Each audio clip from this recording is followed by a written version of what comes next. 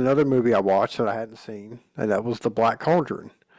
Oh, Never man. seen it before, and I think again it was one of these. I just don't know if I would enjoy that, but I Mm. think I was confusing it with another animated movie called The Sword and the Stone. All right, yeah. But I watched that. And I really enjoyed it. And of course, I The knew Black that there Cauldron. was I know there was some problems with the original story. I guess was darker than what Disney wanted to do animated wise. But I did Yeah. enjoy it. I liked it. I thought it was good. Yeah, that one I haven't seen. I guess that was one of the animated films that Disney did during that period when they were sort of going through a rough patch. They Yeah, yeah, shifted, I guess, mostly over to doing live action comedies, right. A Love Bug and stuff like that. After the success of Mary Poppins, I guess they felt that that's where the big money was. They did do occasional things like The Sword and the Stone and um, what was some of the others? 101 Dalmatians. Actually, it's Was that interesting. after that? Because I was thinking that like the Black Cauldron was one Oh no, that that was yes, the Black yeah, Cauldron but was I was after thinking that. that that was kind of like okay, we're not going to really do anything else anymore, and then they didn't really have anything until like the Little Mermaid was Little like their Mermaid, next right? That big was the like great animated. Yeah, Renaissance. Yeah. It's funny that they had such a hard time finding their footing. You're right. Yes, 101 Dalmatians was much earlier, but that's yeah, when they got into the Xeroxing thing. right, So they were sort of downgrading the quality of their animation to make it cheaper to do, and they put out a number of films that way and sort of developed a style that was simpler and rougher looking, not as elegant and perfect as the classic Disney films, yeah, animated films. And then I guess what was Sword and Stone was in the 80s, around the same yeah, yeah, time, yeah, early to mid 80s. And even then, they was working on their live action stuff. I think more they had more of a desire to do live action stuff than cartoons. Because I don't remember the Black Cauldron getting an enormous release. It sort of like was a half-hearted yeah. I thing. think so. Yeah, They suspected that it wasn't going to be a big hit. They were right, trying, I think, the big struggle was trying to find subject matter that an adult audience would appreciate as well as kids. right. Yeah, And they seem to be having a real hard time finding the right tone. Um, and maybe E.T. helped them to realize that there was no shame in doing a film, an adult film that didn't have any objectionable material in it. yeah, yeah, Didn't need to do anything that would be offensive to people in order to make it, uh, acceptable to adults. But they had a lot of bombs before they finally hit the right and in a way I mean the animated films they started getting better when they did Little Mermaid. They did Little right. Yeah, Mermaid and Beauty and the Beast and what else? Uh, Lion movie, what the hell is Lion it? King. Yeah, Lion King. And then the Thief of Baghdad thing, what was it? Uh, Aladdin. Aladdin, yeah. Aladdin was one of the big ones. Yeah, Yeah. Pocahontas. I think that was a Pocahontas, yeah. pretty famous one. So All of which I've never seen. is that right? I've never seen any of those Disney movies. Well, I saw all of them, and many of them played at the theater I worked in because Hmm. we had an arrangement. They liked putting their stuff, Disney liked putting its stuff at our theater. Um, so we got the cartoons when they were reissued. We got the new cartoons when they came out.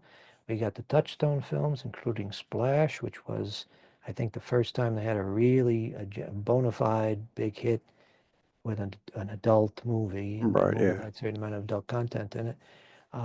And then under that banner of Touchstone and Hollywood Pictures, they just took off. They for a decade they were just churning stuff out, a lot of successful films and a lot of content because that's really what you needed to have content with name actors that would do well enough at the box office to sort of justify Yeah. continuing to do it, right? So I don't know if Hollywood Pictures, I can't recall if Hollywood Pictures ever had any really big hits, but Touchstone certainly did. Right. Touchstone had Who Framed Roger Rabbit and it had Dick Tracy, which was I think a little disappointing for them. Yeah. I remember seeing that in theater. But I think the reason why that was disappointing was because they thought they were going to have it something like Batman, which is Right. Yeah. too much to ask for. But that was an interesting period for them where they just, and then I guess now they really don't give a shit. No. They put the Disney name on anything. Back then there was this thing about, is it a real, we don't want to put the Disney name on it because it has a curse word in it or something. Yeah. But what was the film that they just put out that has, was it one of the Marvel movies, or there was a film that just came out recently that has Disney, and it's, got what I would say is adult content in it. Oh, the Deadpool Wolverine movie that Deadpool was Wolverine, yeah yeah. that was under Disney now, and So it's pretty adult. yeah, It's so definitely clearly they not for don't kids. care, Yeah. right? They've given up caring about that. I guess when you get to a certain point where you got to have content for the Disney Plus channel, Yeah. and you can't be particular about, if the film is going to be successful for you, you got to put it on the channel. You can't say, oh no, it's got dirty words in it. All That right. you have Yeah. to put that someplace else. I mean, what would you do with the other films? The films that people want to see are going to have a certain amount of adult content in it. Right. In the case of the Deadpool movie, that is, I think both of the Deadpool movies are among the most successful R-rated films ever made. Yeah. So how could you not feature that on your platform, on your streaming Really. platform, right? And they put other stuff too, right? They put the Beatles documentary that Peter Jackson re-edited. They put that up Yeah, that's on on there. Disney. So I guess What they're I've been enjoying on there are the shorts that you mentioned. The old Mickey Mouse, Donald Duck, Goofy shorts. I've they been have going that back and content. yeah, Yeah, they have all those on there. I've been going back and rewatching those. Those are yeah. great. They're beautifully done. Yeah, they Oh yeah, really. I mean, as far as the animation is concerned, they certainly were superior to Warner Brothers in terms of the look of their yeah, animation, which you would expect, I guess, because they were known for animation. You right. could say they almost invented the form, and in I see that Mickey Mouse, additional Mickey Mouse shorts are just going into the public domain Public now, domain, aren't you? yeah. Yeah. Some of the later So, ones, I guess. right. And so is the Maltese Falcon. Yep. I assume that's the Popeye. book. Popeye, yeah, well, the earlier incarnations Yeah, of yeah. Popeye, I yes. guess the comic strip, maybe. Right. So, so the public domain should be kind of an interesting area to peruse. In the years to come, we're going to see more of these important franchise. See, it's an interesting era we're going through because so many of the popular characters, so many of the popular franchises now are really they're very old, right? They've been Yeah, around a yeah. long time. I mean, Popeye isn't really like a big brand anymore, but Right. I mean, it's just one movie or TV show away from being popular again. Yeah, So it's valuable. And certainly Superman and Batman and Sherlock Holmes and James Bond and Star Trek, all of these things are from material that was written or produced many decades ago. yeah, And Sherlock Holmes obviously is entirely in the public domain now, as far as I know. James Bond might be approaching, the books might be approaching the public domain yeah. now. And even something like Star Trek. See, the thing I always wonder about is where it gets confusing. It's obviously the companies that made those films and TV shows, their copyright will go on for 100 years from the point that they made the movie. Yeah. So even if the character that is in the thing was created earlier, their movies will still be under copyright protection. Uh, so in the case of something like Star Trek, the characters were created in the mid 60s for a show that started in the 60s. So if the rule is that it's 100 years, is it 180 or I 100 think it's years? I think it's 100. So uh, we have a ways to go before we get Yeah. to Star Trek being in the public domain. But Maybe we get to, I know even with like when the Mickey Mouse first hit public domain, it was just the Steamboat Willie. So it was that's right. just Yeah, that version. So you couldn't have Mickey Mouse wearing gloves in your whatever you were making because that was a later. right. It was just that one version of that character. Well, I don't understand why Disney made such a fuss about that, and they managed to get the law changed, if you remember. Yeah. Uh, I don't know why they care, to Yeah, I be don't know. honest, because nobody is going to buy merchandise that comes from some crappy company when you can buy, if you want a Mickey Mouse something, you can get it from Disney. Why would you Yeah. want to buy? I mean, it seems to me that that would be a way of distinguishing your product from all the knockoffs, all the Yeah. fakes. Yeah. The idea that they're losing money because somebody is able to make a Mickey Mouse T-shirt, well, I suppose it's technically true, but if it's a legitimate piece of merchandise, then probably it'll be more expensive.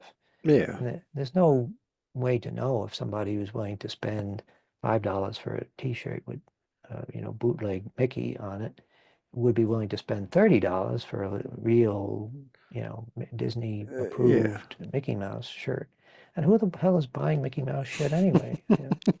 I don't see the great demand. I understand the desire to protect, and that's, of course, there's squadrons of lawyers. That's what they're there to do, right, is to Right. protect Yeah. these properties. But there are a lot of other properties where I suppose I can see where it would be more important to, I guess with copyright, if you don't, I think I'm right on this, if you don't uh, go after people that are infringing on your copyright, then you eventually lose the copyright, if I understand that Yeah. Not correctly. for sure. You have a harder time making your case if Yeah. you can't show that you've been actively uh, protecting your Right. Yeah. intellectual property. So maybe that's the reason they chase after people with these things. But that seemed to be a big fuss about nothing. I don't know anybody who Yeah. gives a shit about it. Steamboat Willie, Yeah. you know. So and it's not as if this is the fact that these are corporations now that own these things rather than individual authors does create a different wrinkle. I Oh don't know yeah. how that works exactly. Do the companies that created these things and own these things, is it the person who's given the credit as being the writer? Is that the person who has the copyright, or they're doing it as a work for hire, which means that the company that hired them, they own the copyright. But that's probably how it works. Like Yeah. they own it. Yeah. And does it still run for the same length of time? Because it used to be something like 80 years or the life of the author. So if Right. the author Yeah. died, then the thing would go into the public domain, or a certain number of years after the author died, it would go into the public domain. Right. Well, how does it work now? Does it, if a Because I think it corporation, used to also be like after the author died, like his estate would then own it, right? right, So like yes, his family would still get presumably for a period of royalties or time. whatever. Yeah. Right. But there would be at some point where nobody would own it anymore. Right. Right. Yeah. Yeah. Then there's the other question about trademarks. A lot of these things are not just copyrighted material, but the companies that own the copyright also turn them into trademark products. Like, Yeah. for instance, you could say, what would be a good example? When they were doing Never Say Never Again, which was a James Bond movie that was based on the book Thunderball, Right. but it wasn't being produced by the company that owned the rights to the James Bond character in all the other Bond films. It wasn't Right. produced by Eon Productions. It was a guy who happened to have the remake rights to Thunderball because he had contributed some material to the book. And he had a Right. lawsuit against Ian Fleming, and he ended up with the remake rights. So he makes a film. He uh, works with others to produce a film called Never Say Never Again. But when the film comes out, there are certain things they can't do. They can't have a different story. It has to be just a story in the book because that's Yeah. what he owns the rights to. And they can't use things like the gun barrel opening. They can't use Right. things like the logo, the gun logo, because those are trademarks. I assume they are by Yeah. now, trademarks of Eon or whatever the studio that financed the films. The other thing is that you see some folks when they get the rights to do these things like Winnie the Pooh, and they say, "Well, let's turn him into make it Uh, into a slasher movie or something." Yeah. That It's cheap. I mean, yeah. there's already, I think they're already done the Mickey Mouse. They've Oh already done yeah, one of Steamboat Willie. those. And then I'm pretty sure there's a Popeye one coming up where he's a Well, killer. I don't. It doesn't seem like a very clever idea, but No, I guess it's just, like I said, to me, it's cheap. It's just make something that's going to be shocking, you know. Well, I know they did it with the banana splits as well. And what Yeah, surprised me about it, it seemed to me that the only way that would have any power is if you were familiar with the Banana Splits TV series from, right, yeah, 60s or 70s, whenever it was. I wouldn't have thought that the modern audiences would even know who the Banana Splits were. right. So what difference does it make you've made a horror movie with the Banana Splits? Yeah. Whereas some people listening to us right now are saying, what the fuck is What the is it? Banana Yeah, what Splits? are they, yeah. But yeah, I just don't see the value of that. But, I mean, I didn't really see the value of all the variations on Cocaine Bear. No, no. Uh, Again, it any was of just a cheap. It's just a cheap knockoff. It's yeah, just there's like with the obviously a market there, yeah, so or all the variations on the Killer Clown idea. right, yeah. Apparently, a lot of people want to see It works. It murderous works. clowns. Just like all of these Amityville movies I've been watching, where it's just they just Amityville with something else and they make it a Yeah, movie, and like it has nothing to do with the original. It's not right. doesn't take place in Amityville. It's not in the house.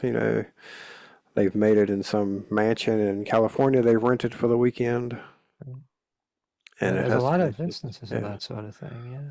Yeah, there's so many of them I can't even count them all. Well, they can't.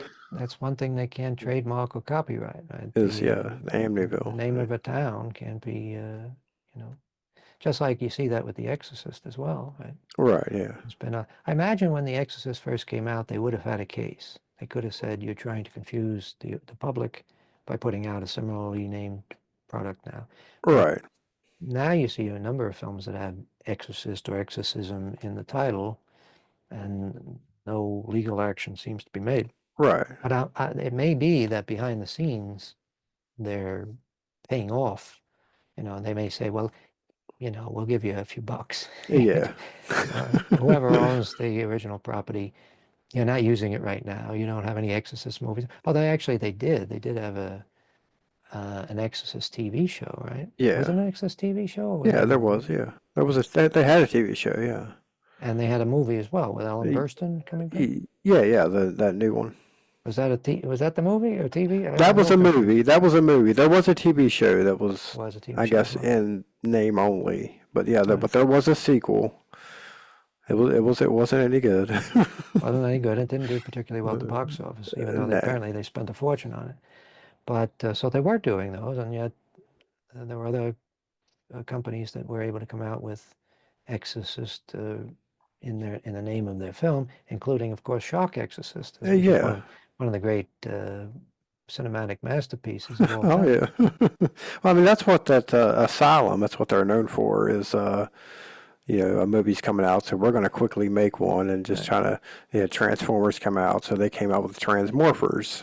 right, right. So you see it on the shelf at Walmart, and you think, oh, there's a new Transformers movie, and you take it Right. home, and it's not It's what you thought. it's Yeah. it's designed to fool the inattentive shopper, right? Yeah. Somebody is rushing and they say, "Oh, there, grab that." Yeah.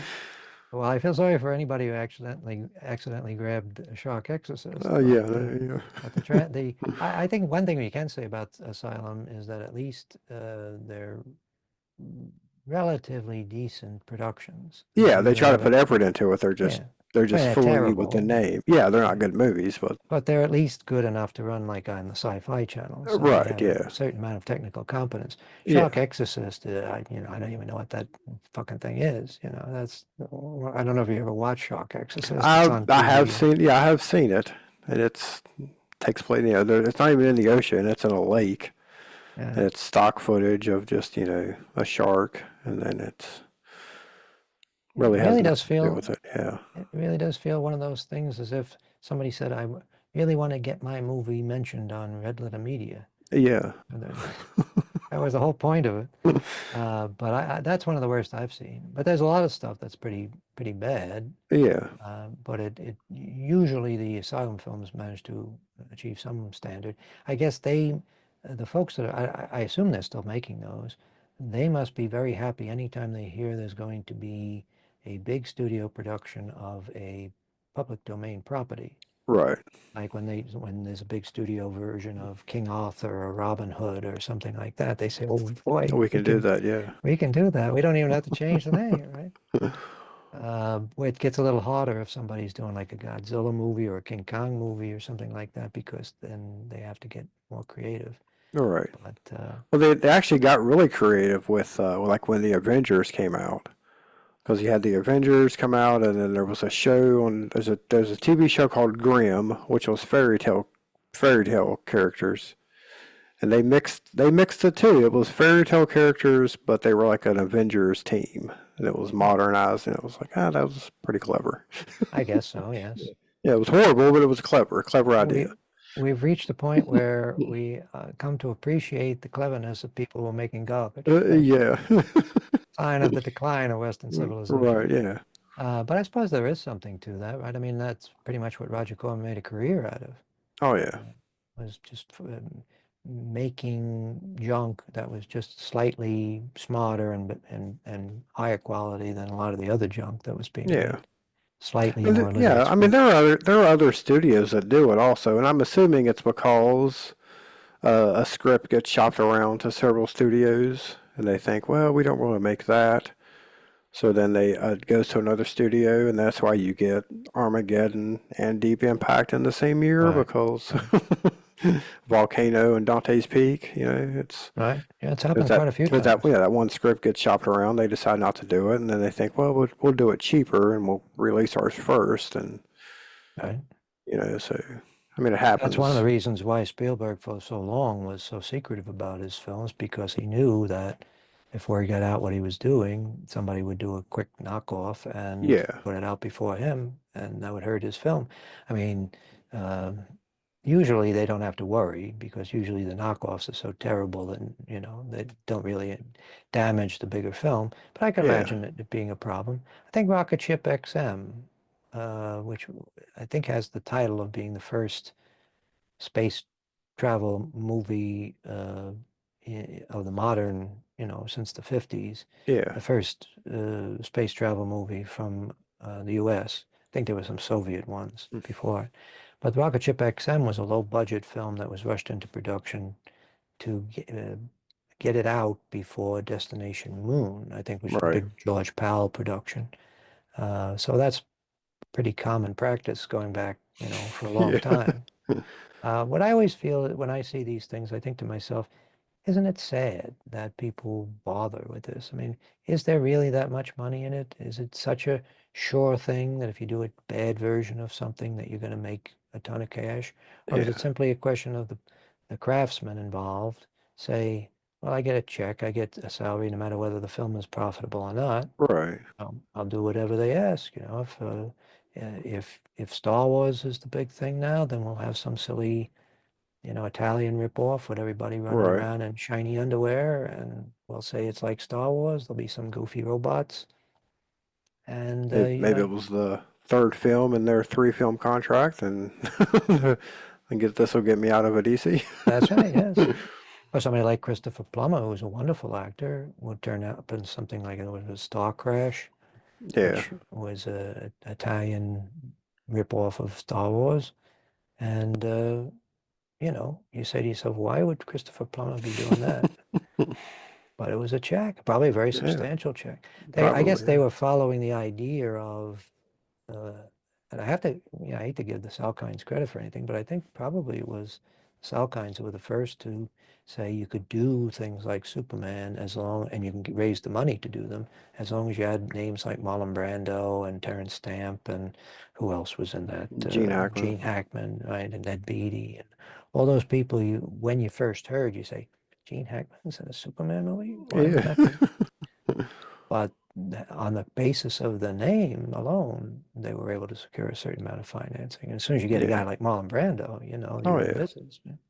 So over the years since, a lot of cheesy things get a decent, well-known actor to do 2 or 3 days work on it and list them as the star, and suddenly you got a marketable thing. And maybe you would have never had the money to make the film in the first place if you didn't have them attached. yeah, So, so that's Hollywood, I guess you say, or Hollywood-like. yeah. I'm trying to think if I've seen anything recently, but I have to admit I've been very delinquent in that. Um, I've been watching a lot of old British uh, plays from the 60s and 70s and 80s on Right. YouTube. And the only thing I can say about that is that it really is a tragedy that the BBC and Granada didn't take care. I think you probably feel the same way about Doctor Who. Yeah. They just didn't take care of these shows. And now No. the only way to see them is these miserable looking dubs of what look like VHS copies. Yeah.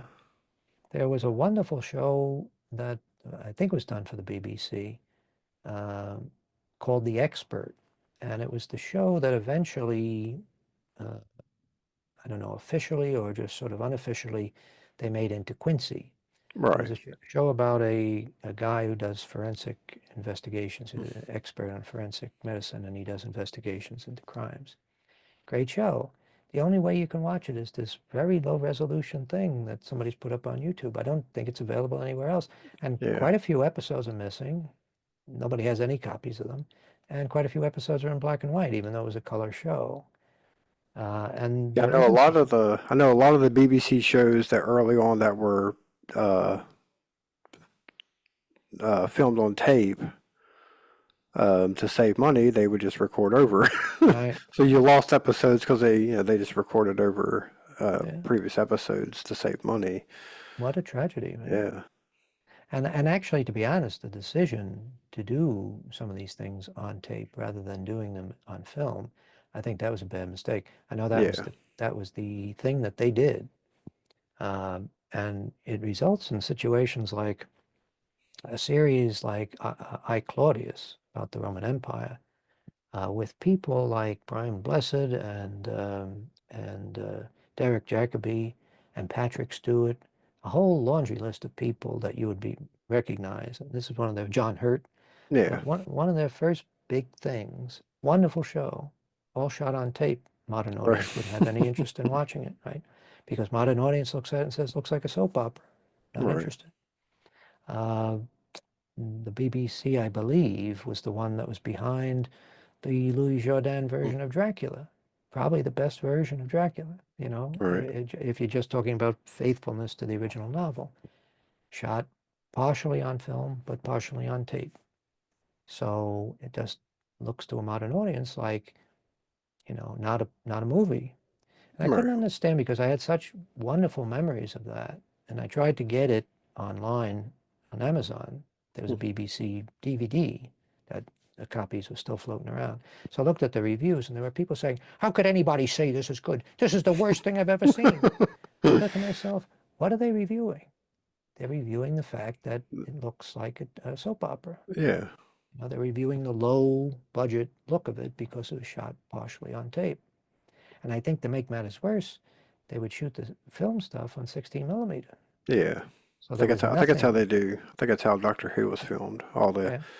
exterior stuff was on tape, and then the studio stuff was And Monty Python, 16. Yeah. Faulty Towers, a lot of these shows that are very highly regarded were done in that way. And it really hurts some of these things because for a lot of people who don't have any particular knowledge or understanding of literature or story structure or, they judge movies by how they look. And Oh when yeah. they see that video-ish look, they say, this is garbage. They're trying to pass off a piece of junk. How many people objected to Blair Witch, not because they found it ineffective, but because they said, I could do that. That looks like a shot with a, you know, that's for unsophisticated audience, that's the thing that hits them first. Does Yeah. this look like a big, splendid Hollywood production? And it's too bad because a lot of great stuff that folks are never going to see, a lot of stuff that's just been lost, All right. and a lot of stuff that's unavailable in any form that would be presentable to a general audience. But what else is going on with you? As we record this, it is the first day of 2025. First day. Yep. Yeah, so Happy New Year to you. Happy New Year to Uh, you. what are your predictions for the coming year or your regrets I about don't even want to think about it? it. Well, do you feel like you're in a good place? That you're in a new home now for some time? Yep. How long you been there now? Has it been more It's than a been year? like what, 3 years now, I think. So 3 years. yeah. And everything is, I know you were doing a lot of rebuilding and Yep. whatnot. Still got to do some just little things now. So just little And things here and there, but you're happy with how everything is going? oh yeah. See, you've changed your entire background completely, and I'm still got this Yeah. tatty looking rag behind me. But maybe for 2025, I'll try to change my look. Do something different. Yeah. Yeah. I still need to work on this a little bit and try to get this set up a little bit better, Well, but the heater in the background is cool because it looks like some sort of science fiction yeah, I equipment, know. right? Yeah. I keep checking to make sure it's not like gonna burst into flames on me, but just set the paint on fire or something. Well, that would make it would be sort of like Yeah. a Tulsa truck. You can never Yeah. tell when it's going to explode into flames. But so 2024 was a reasonably happy year for you? Yeah, it wasn't too bad. Yeah. And you have nothing that you're looking forward to in the coming year as far as media? Um, Not really. I can't really think of anything that I know that's coming out. Yeah. I haven't been staying up on stuff that's, you know, until it comes out. Then I'm like, oh, I'll watch that. You know, and I've watched a lot of, I've watched a lot of stuff here recently and newer stuff, more than I have in the past, and I've just kind of been disappointed by a lot of it. So I'm not really looking forward to, Well, this past year, it seems that there are at least a few films, more than usual, that people are saying are pretty solid works. yeah, So I guess in the coming year, I'll have a chance to go back and catch up on the stuff I missed that's worth catching. yeah, Maybe based on what wins the during the award season. right. Uh,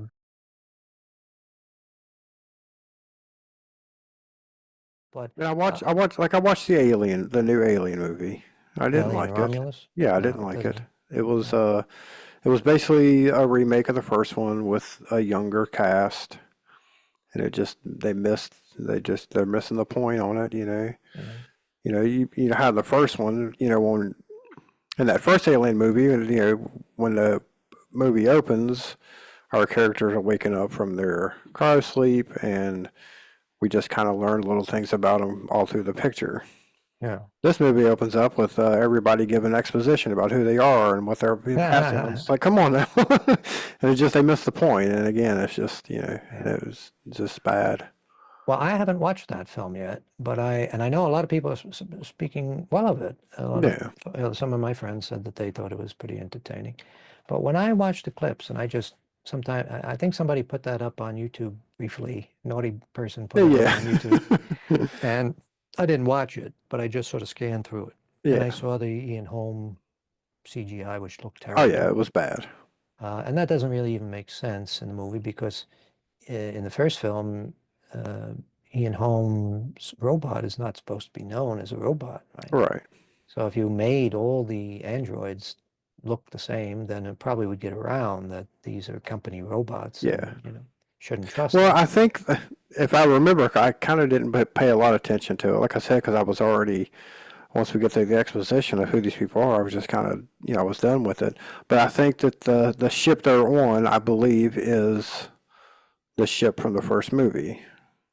Oh, is that right? Yeah. Yeah, something about after the after the first movie, the Wayland Industries go and recover something from the ship or recover the ship and bring it back, and that's what these kids break into. But So he that still wouldn't be the same robot because that robot was named Ash and this one is named something else. was it named something else? I just assumed it was the same. And I also assumed it was the Ash, is what I Ash has assumed. just his head. This is more like Bishop who got cut in half. Oh yeah, it is too. Yeah, that's right. Okay. So it's like they're doing shout outs to every aspect of Yeah. one of the previous films, right? This is the way they cut, this is the way they destroyed Ash, and this is the way Yeah. they destroyed Bishop. Uh, but besides all of that probably we would overlook if it really was convincing, but it looks Yeah, but terrible. it's not. Yeah, it looked bad. Another thing that struck me as I was going through it is just how, and I'm not criticizing the actors because I realize it's not their fault, Yeah. but cast seems so bland. Yeah, they were. They just seem like If these folks catch on, we'll do a series of these movies. Right. Let's keep them as neutral as possible. And what you said about them sort of introducing themselves by giving all the backstory at the beginning of the movie, Yeah. um, that's just not, I don't think that's the way to tell a story like that, you know. No.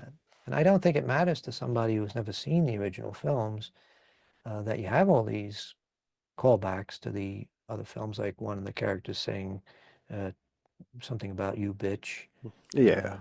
take that you bitch or whatever, whatever Sigourney Weaver said in Aliens. They have a character saying the same thing in this. It's like, Yeah. you know, what's the point of that? And this is not an untalented director, you know.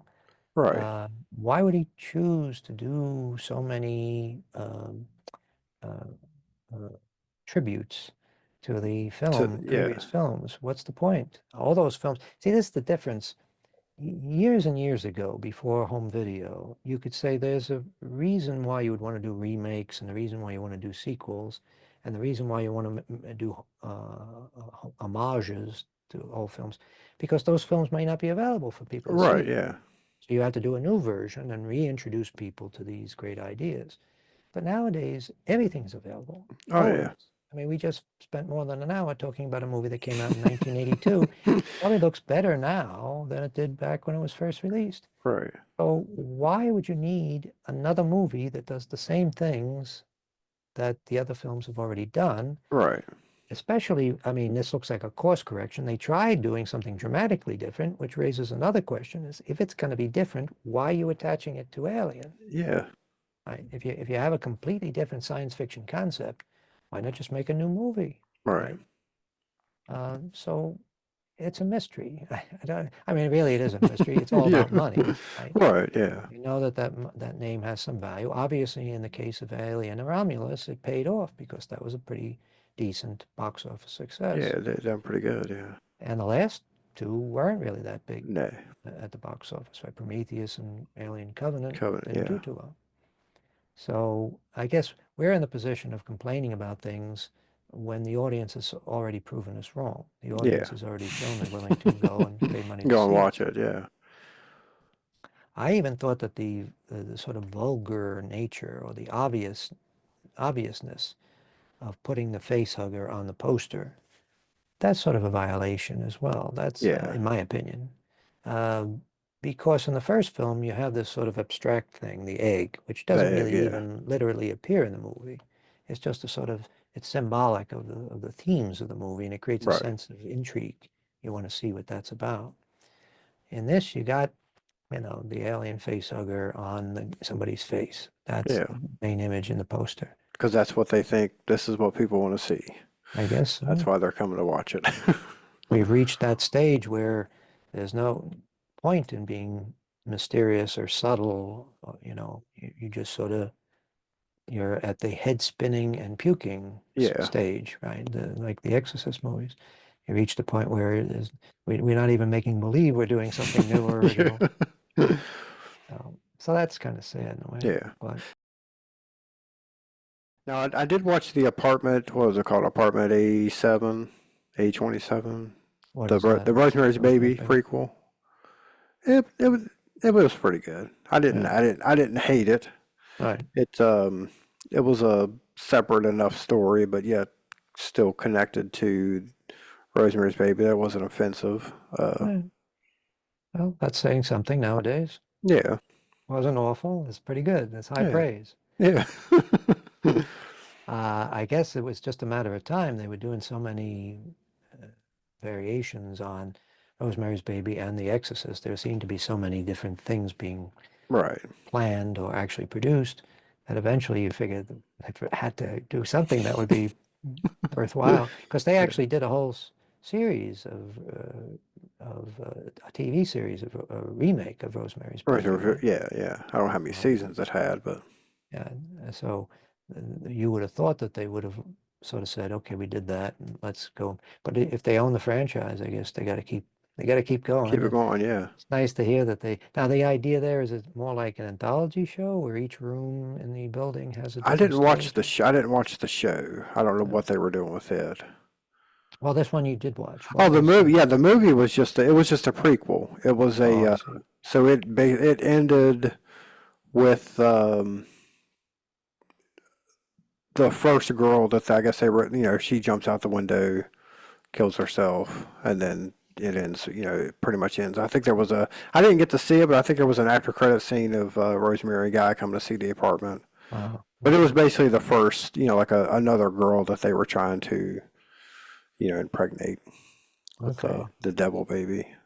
Alrighty. Well, there's always room for one more, I Yeah, guess. but I mean, like I said, it was a decent attempt. Like I said, I didn't hate it. So Well, I'll be interested to see if there's any continued efforts to make more Rosemary's Baby and more right, Exorcist, and I guess also more Jaws. We're overdue for another Jaws another movie. Jaws, yeah, It's been a long time. It's funny that they do seem to I guess it has to do with who owns the rights to the thing, but yeah. it is funny that they keep going back to The Exorcist when, as far as I know, none of the stuff that they've done has really been that successful. I don't think so. No, I mean, other than the first film, obviously, yeah. but The Exorcist 2 I is a like the first disaster. one. I like three. Mm. So other than that, I don't really need to watch any of the other ones. Yeah, and the uh, when they went to who's the Blumhouse guy, Jason Blum or Bloom Yeah, or whatever. I took that as sort of a sign of desperation that they were saying we've got to find somebody who's making successful horror movies to right, revive yeah. this franchise. But even he didn't seem to be able to No, do the trick, even no. bring back Ellen Burstyn. So, you know, the great goal of all the horror filmmakers nowadays seems to be to, again, create a franchise, right? Yeah, So the you see, franchise, yeah. as soon as the first film shows any sign of commercial life at all, they are already talking about making a sequel. Yep, And I guess because horror movies can be produced so cheaply that, it's sort of a no-brainer for them. yeah. I did But watch Abigail. That was a decent little fun twist on a vampire story. I don't know, I think I'm familiar with that one. Yeah, these people, group of people kidnap this girl. They're paid to kidnap this girl, take her to a house. Turns out she's a vampire. Oh, it's It was decent. It was a fun little movie. was that in theaters or streaming? I believe it did come out in theaters. I watched it on streaming, but Hmm. Well, well, there's certainly no shortage of horror films. I guess no. the most obvious thing is the Terrifier Terrifier 3 things, was like the biggest movie, yeah. yeah, which I really have no interest in. I don't wish I wish the best for the filmmakers because Yeah. I'm always encouraged to hear that somebody that, is a low budget filmmaker who suddenly strikes it rich. That's great. It means that it's possible to do that. Oh yeah. And I don't think that prior to his success with this clown character, I don't think his earliest films were particularly successful commercially or critically. So No. it means that even if your first film is a stinker, you can conceivably go on and, Continue to make your try it, yeah. fortune. Yeah. Yep. And the surprising thing is there were actually some pretty solid critical reaction to that film, to Yeah. the most recent one. Right. So that's encouraging. I have no interest in seeing any more killer clowns, but Right. I'm glad to see that somebody can have a career doing that. That's Yeah. very encouraging. What else is big? Well, I guess Nosferatu. I think we mentioned Yeah. Nosferatu Yeah. earlier, but I think I want to see it, but I don't know if I'm going to go to the theater and watch it. I'm not sure. I may just wait well, for streaming on that one. well, that was one that seemed to be a lot of anticipation, and I Yeah. guess it's doing fairly well at the box office, and I guess it's sort of a limited release, like an art house release. Right. And the reaction is mostly positive from what I've heard. I think I've heard a few people on YouTube, some film critics on YouTube, saying that they were a little disappointed by it, but it doesn't look like, it's not, and it's not a mess. It looks like Right. Yeah. Eggers, the director, proves that he's reliable. He does solid work all the time. Oh yeah. I was surprised that anybody, maybe it's just because of his reputation, but I was surprised anybody was willing to put that much money into yet another version of Of Dracula. Nosferatu. Yeah, Yeah. because this is the third version of Nosferatu. Yep. Nosferatu, of course, is really just a version of Dracula. Right. And in the past couple of years, we've had quite a few versions of Dracula, none of which have really done that well. I mean, there was the Mark Gatiss Dracula that was on the BBC. I guess that maybe that's 10 years ago now. And how Yeah, long was that? But that wasn't a great success, as far as I know. You had The Last Voyage of the Demeter. That I think might count as a bomb. I'm I not think it sure. did. Yeah, And you had Renfield, which was a sort of a comedy take on the whole thing. right. Am I leaving anybody out? Is there any other versions of Um, Dracula? Not for sure. Unless you want to count the Salem's Lot, which recently came out, the Yeah, well, remake of it. that's sort of Dracula. It's Yeah. Dracula adjacent. Uh, and Dracula, I think, showed up as a character on American Horror Story, if I'm not Maybe, mistaken. I'm not for sure. But anyway, even if we just said Renfield and Last Voyage of the Demeter, both of which I think were from the same studio, you would think that would the failure of both of those films would sort of make studios say, "Oh, we don't need another Yeah, Dracula." And yet here we are with another version of Dracula, which seems like a pretty straightforward, it seems quite like Dracula. It's not yeah, that far away. It's probably more like Dracula than the original Murnau version of Nosferatu. right. And it probably is closer to, in spirit and style, to Francis Coppola's Dracula than anything else. But I understand they invested quite a lot in it, and I guess they better hope that it's a Oh, success. yeah. Otherwise, Dracula is going to become an untouchable character. Yep. Used to be if you put Dracula's name on a movie, it was a guaranteed success. Oh, yeah. But that hasn't been true in a while. I mean, even the Frank Langella version that you liked, that wasn't really a great success when it came No. out. That was kind of a disappointment. So I don't remember the last time, other than Coppola's Dracula, I don't remember the last time there was a really big Dracula movie. I can't think Uh, of anything before that. yeah. So, and there's been a couple of attempts to make TV series. I think in the 80s there was a Dracula TV series that was syndicated. That was a failure. Yeah. And then in the 90s, I guess, or maybe in the aughts, there was a NBC did a Dracula series that only lasted a season. John, what was it? What's the name of the actor? John Davies John Rice, Davies, something something like like that. that. Yeah. Yeah. That wasn't a success. So maybe we're coming to the end of Dracula, unless Nosferatu Yeah, makes that'll a be big, it. yeah. Yeah. Be all Uh, Dracula 2025. It's gonna be nothing but Dracula movies. I I don't think Eggers has done any sequels to any of his movies, I don't think he so no, I don't think he has. I guess we won't have a Nosferatu 2. Right. Although I would like it just because of that name, right? Yeah. Nosferatu 2. Wouldn't you just call Uh, it Nosferatu? Nosferatu, yes. That's now thinking. Yeah. Um, after Werner Herzog did his version of Nosferatu, um, um, Klaus Kinski went off and made a sequel.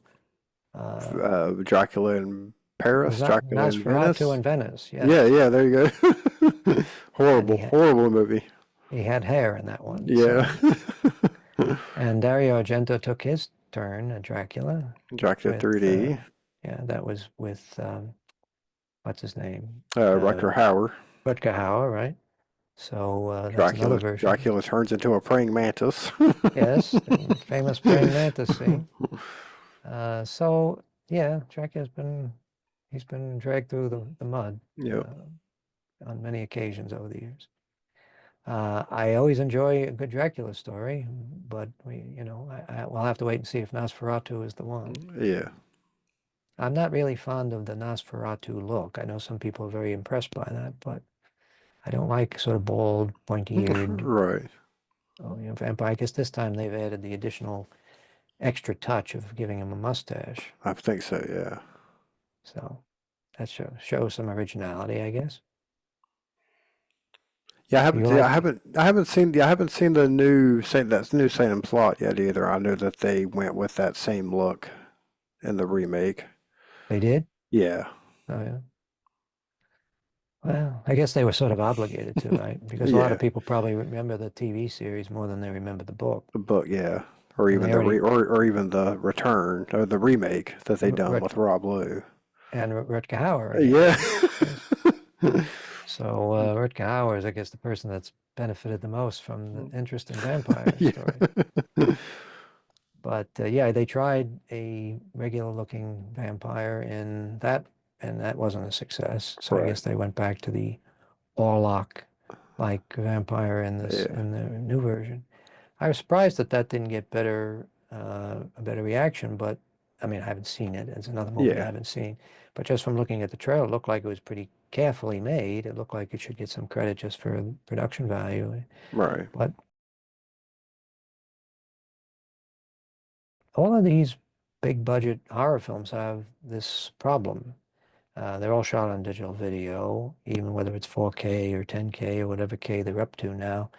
They sort of have this flat, low contrast look. It doesn't really look to me like film, and it doesn't have Right. urgency or the immediacy. It doesn't crackle, you know. Yeah. There's no reflections on anything. There's no highlights on anything. Everything is sort of, you know, they shoot it as log footage, which is Right. basically completely flat, and then they make the decisions about brightness and color and contrast in post. But all the footage looks almost as if it's generated by AI. Yeah. Maybe that's the idea. Maybe there's a thing saying, well, at some point we want to switch over to all AI Yeah. generated stuff. So we're going to start now making everything look like it's AI generated. But even in Alien Romulus, the footage I saw of it had that sort of creamy, flat texture to Right. everything. There was Yeah. nothing that really looked dynamic in any way. And I noticed that even with the sequel, not the sequel, but the commercial for the latest iPhone, which is really not getting a very good reaction. I don't know if you saw the commercials or the series of commercials that they have introducing the new Apple iPhone, which makes use of AI, I guess. Yeah. And the look of the commercials almost looks to my eye the way they shoot horror movies nowadays. Yeah. You know, everything sort of has a bluish greenish tint. It's either Matrix or horror movies. Not that there's really Right. that Yeah. much difference. And I don't know why, and the people in the commercial have this sort of drained, weary look to them that you wonder why is Apple marketing their product in this way, you know?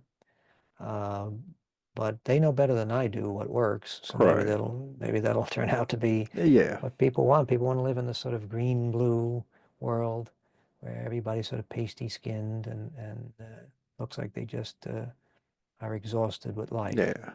I don't understand why Apple even has to advertise anymore. It's just like McDonald's. Like, why do you advertise it? We know what you have. Why are you paying for commercials? Well, All you got to do is say, new iPhone's coming out. People are going to get it. They don't well, need I to think be. They don't need to be I, sold on it. maybe the problem is that they know that they have nothing new to offer in the product, so they have to find Right. some way in the promotion to suggest that it's worth buying. Right. You know, I won't say I feel sorry for them because I despise them, but I can understand their quandary. They have a product where the whole idea was Apple products are superior to other products, and that means they should last long, Right. right? I mean, that's pretty much the whole idea behind a quality product is that it shouldn't be something that falls apart after you use it twice. Yeah. But at the same time, there's the question of how can you have a company that makes billions and billions of dollars every year if nobody is buying new smartphones? If everybody Yeah. is just happy with the smartphone they bought 3, 4, 5 years ago, how can you possibly meet the expectations of your stockholders? So they have to come up with some new gimmick. And most of the time, people figure out once they have the device, unfortunately, after they've spent $800 or Yeah. $1,000 or whatever they cost, they realize that the things that Apple was making a big deal out of don't really amount to much. Yeah. And it's not really a surprising, it's not a new thing. I remember when I bought the camera that I used to shoot my second film, this back in 2003. I shot the film in 2004. But I bought the Canon XL1S, which at the time everybody was saying was a great camera. And it was a great camera. But I noticed a lot of the things that they mentioned in the advertising and a lot of the stuff that was in the manual were features that I didn't want or need, and Yeah. I would never even have thought to ask for. But somebody along the line said, "Oh, if we're going to sell this model, you have to say now it comes with this, Yeah. and come up with something that you can sell as an extra feature, whatever it is. Now you can, and this will take the red dots out of people's eyes. That was a big thing for a while Yeah. with the Instamatic cameras. Right. Take the flash out of The people's eyes. red eye Red removal. eye, right.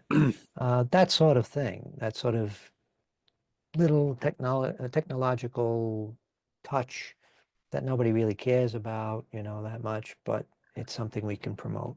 And Yeah. at the same time, the things you really do want, the things you might say to them, why can't it do this? Or wouldn't it have been good to add this extra feature? And those things never show up. Those Right. things, for whatever reason, they don't give you. It's the thing you never would ask for that they advertise as being the reason why you should buy it. Or they have a whole bunch of terminology and that doesn't really mean anything. They come up with made up words for supposedly new technology that they've come up with. So when you're reading the advertisement, I was just doing this the other day because I'm looking for a new smartphone, and you read the post on Amazon for some of the Android phones, and some of the stuff that doesn't seem to be written in English. Right. Now, I don't know what any of these words mean. And yet the things that I was really interested in, like what type of SIMS card it uses, is it a nano or whatever, that you struggle to find. Yeah. The one thing that almost everybody has to be concerned about, whether I can take the SIM card from my old phone and put it in the new phone, that they don't tell you. Yeah. They tell you a whole bunch of other stuff that you didn't even know, you don't even know what they're talking about. And they're trying to get you to buy it on the basis of that. So it's the end of the world. Yeah. When we were talking a moment ago, or a while back, about the future of movies and whether or not there's anything to look forward to in the coming year. Right. Now, you subscribe to Netflix, right? Yes. And a lot of people say that they can't understand why there's all this sort of junky content on Netflix. There are some good things, obviously, that people like, and it gets big ratings. But you can scroll through a tremendous number of thumbnails of stuff, and you say, "Where'd that come from? Who ever heard of that?" Yeah. There's a whole maybe something that's been on for a couple of seasons, and you never heard of it, or things that seem very similar. Multiple movies or TV series that have similar premise. Somebody wrote an essay recently. I don't know the fellow's name, but I'll pass it along to you, and we can include it in the link if we add this anywhere. All right. uh, an essay about how Netflix works. And one of the things, it's quite a lengthy essay, but what it boils down to is they're not really that concerned about turning out quality content as much as they want to have a steady stream of content. Right. And they're really more interested in what they call casual viewing. And this sort of, when I heard that term, it reminded me of a story that a producer friend of mine who took a script of mine to one of the cable channels. Uh, what they told him about the script, they said they like the script, but what they're really looking for is pizza party movies. Yeah. What they meant by that are movies that the audience really doesn't pay attention to. The dialogue doesn't matter, the story doesn't matter. This is why we end up with this, like on the Sci-Fi Channel, with all those giant shark movies and things like that, or the asylum movies. Yeah. They're movies that people have on in the background while they do something else. This might also explain the 30 separate individual Christmas movies that the Hallmark Channel had on this season that all somehow look the same. The same. Yeah. Uh, I can't imagine there's anybody carefully watching Hallmark Christmas movies, but it's something to have on. I Yeah. think I read that Netflix had on Christmas Day pretty good ratings for their Yule log, which was just an image of Yeah. crackling Just a fire. fire. Yeah. Yeah. They've had that for a while. Right? So, and I noticed myself that when I had people over for Christmas, we all sort of sat around and talked and ate cookies and ice cream and, for hours. And we had the TV on all that time. Right.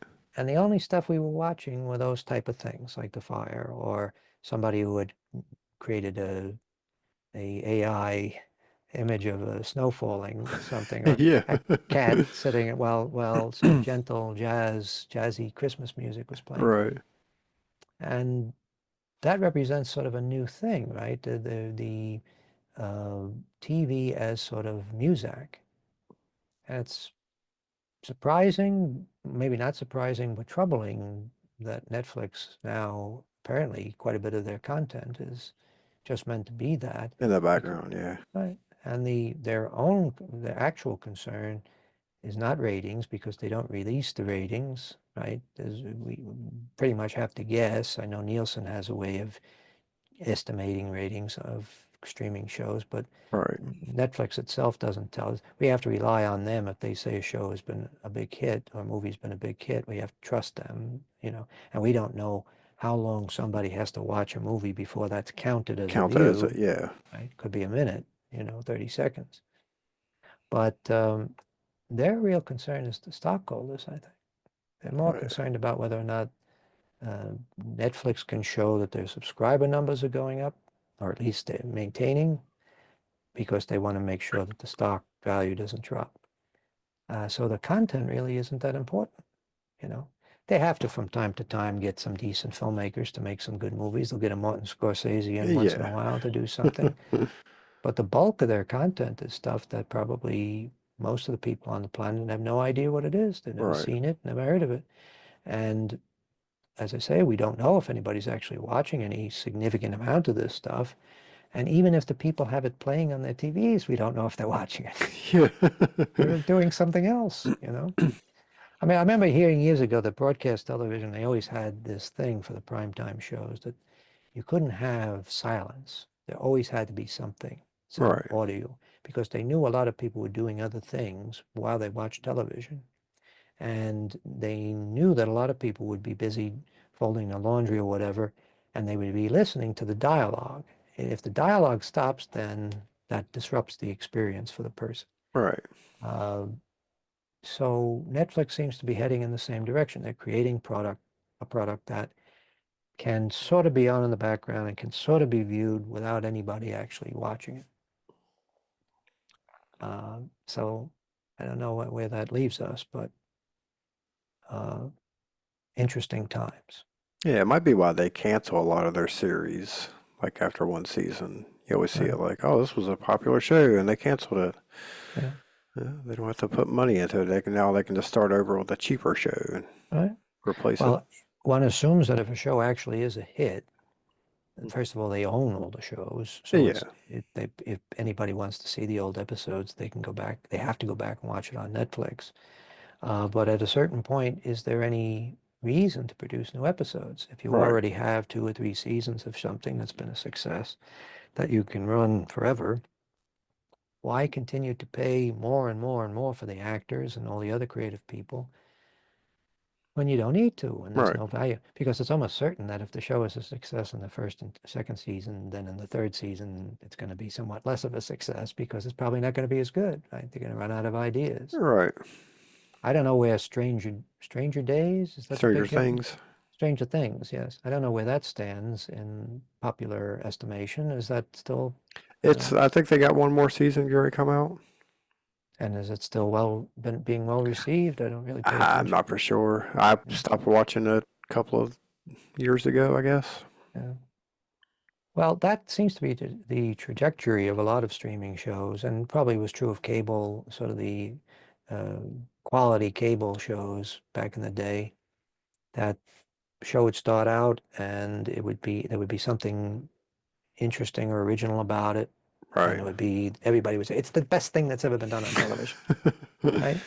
And then 2 or 3 seasons along, you'd say, "Oh, how's that show that you liked? Oh, I don't watch that anymore. It's Yeah. terrible. I jumped the shark a couple of seasons ago. It's worthless now." Right? Yeah.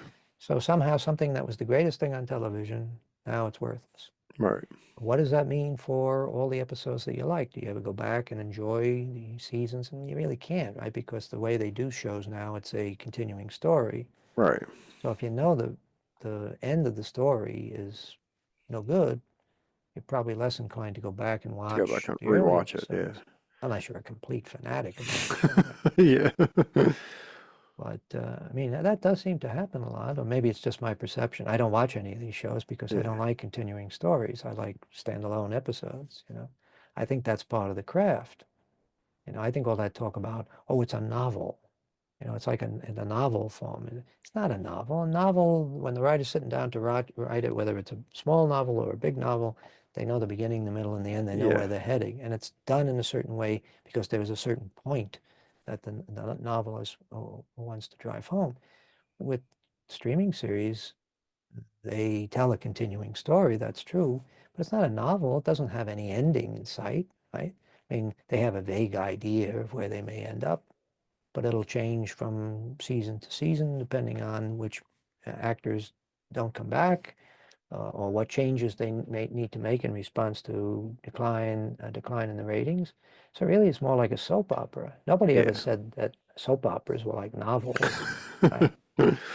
But I guess people like Martin Scorsese, who just had done, before he did movies for Netflix, he had done at least one show that he was like the executive producer on, which was an ongoing story. What was it? Was that the horse racing thing or the crime, a gangster thing? I think so. I can't remember. Yeah. Well, I don't even really remember anyway, but I remember him at the time saying that this is a new form. This is like doing novels, and that something we can't do in movies. We can tell this long story over the course of many episodes and many seasons, and we couldn't do that in a movie. Right. But it seems to me that the beauty of movies is that it is a complete story. That's where your skill as a storyteller comes in. And the people that are receiving great accolades for their work on these shows that never seem to end, I think they're lacking in that ability. They can't tell a concise story, right? And the story is always going, the idea that any character can be followed for a couple episodes. You Right. can go off in any direction. That's not what a novel is like. Most novels are pretty tightly structured so that if you do have second characters or second stories or third stories, they all are supposed to, impact the main story. But just sort of randomly following different strands, that doesn't seem to me to be in keeping with a novelistic style of storytelling. Right. But what do I know?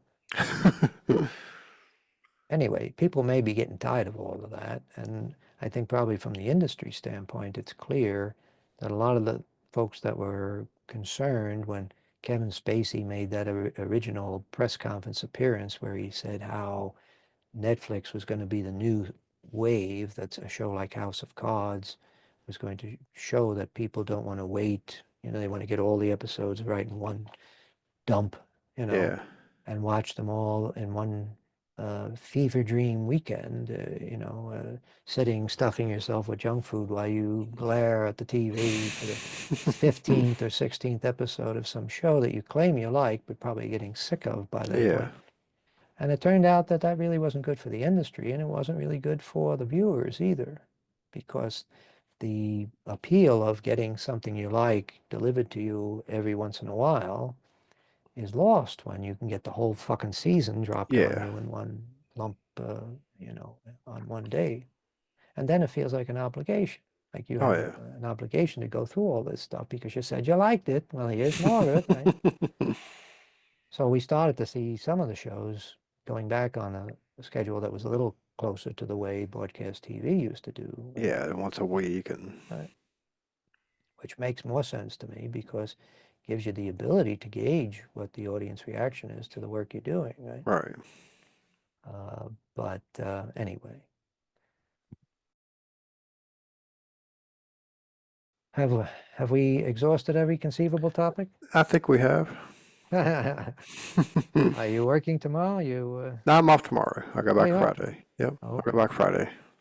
Well, happy New Year again. I hope it's going to Yep. be a good one for you I hope it's and for all gonna of be us. one. Yeah. I hope it's Hopefully gonna we'll be. survive at least. Hopefully we will. Yeah. Hopefully the drones don't get us, or the killer That's right. fog doesn't get us, or There's so many things that might what? get Yeah. us, What? but we'll keep our fingers crossed that we'll survive Yeah. at least for another couple of weeks. I'm hoping not to get polio this year. So. all the great diseases are making a Yeah, comeback. they're all going to come back. Yeah. We're getting sequels to all the great pandemics. It would be kind of ironic if Trump came back into office and there was another big pandemic. Another, yeah, another one. Yeah, that That they would could be blame. That they could just blame someone else for. that would be a terrible shame. Yeah. But anyway, well, thank you for all your good work on this podcast over the Oh past yeah. year, and I mean, I know we enjoyed. haven't got to do too many episodes lately, but I'm hoping to get back to it on a regular. Try to get it back on a regular basis of doing it. So. Well, I'm notoriously lazy, and you've had other projects that Oh, you're yeah. working on. So, but yeah, we'll try to get back on. If we can do one or two good shows every once in a while, that's probably That good should be enough, good I enough. think. Yeah, it should hold our 5 viewers. It should be able to hold them off for a while. It's not like we're in great demand. So, Yeah. but so anyway, well, Happy New Year. Happy New Year to you too.